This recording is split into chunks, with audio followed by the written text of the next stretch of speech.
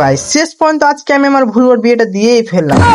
চলো তোমাদের ব্যাপারটা প্রথম থেকে বলি, তাহলে তোমরা বুঝতে পারবে। তোমরা লাইক করে দাও, আমি তোমাদের বলছি। তো আজকে আমি সকাল সকাল উঠে গেলাম ঘুম থেকে, আর ঘুম থেকে উঠে আমার ঘড়িটা একটু চেক করলাম যে ঘড়িতে কটা বাজছে। তো ঘড়িটা এখন 7:39 বাজছে। তোমাদের কাছে কটা বাজছে তোমরা অবশ্যই আমার কমেন্টে বলবে। তারপরে আমি চলে গেলাম আমাদের ছাগলদের সঙ্গে, মানে ভোলাটার সঙ্গে একটু খেলা করতে। বাইরে গিয়ে আমি তাড়াতাড়ি গুনতে লেগে গেলাম যে আমাদের ছাগলগুলো কটা আছে। একটা, দুটা, তিনটা। এই কি, আমাদের ভুলুয়া কোথায় গেল? ও হ্যাঁ, মনে পড়েছে, সকলে তো তাকে বিয়ে দিয়ে দিয়েছি। আসলে আমার বোনটা অনেকদিন থেকে আমাকে বলছিল, দাদা বিয়ে কবে দিবে, দাদা বিয়ে কবে দিবে। তো আমি ভাবছি শালা আজকে বিয়েটা দিয়েই ফেলি শেষ পর্যন্ত, কারণ অনেক কাঁদছে আর ছেলে মানুষ বিয়ে না করে থাকতে পারে, তাই তাদের বিয়ে দিয়ে দিলাম। তারপরে তার শ্বশুর বলছে, এ কি তোমার অনেক বড় চুল, এত বড় চুল নিয়ে যেতে পারবো না, তাই তার কাটিং করতে লেগে গেল। কিন্তু এ কি কাটতে তো পারছে না। ও সব কিছু হবে না, যা যা যা, তোর শ্বশুর বাড়ি থাকবে।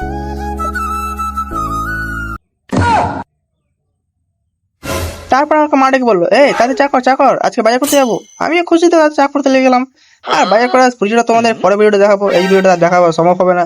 তাই তাদের চা করতে লেগে গেলাম। তারপরে চা দেখতে পাচ্ছি সাদা, এবার লাল হয়ে যাবে, দেখবে দেখো, এ জাদু হয়ে গেল, জাদু। তাদের চাটা করে নিলাম। তো 80 মিনিট এই পর্যন্ত। যদি ভালো হয় তো একটা লাইক আর কমেন্ট করে যাবে। Tata, bye bye.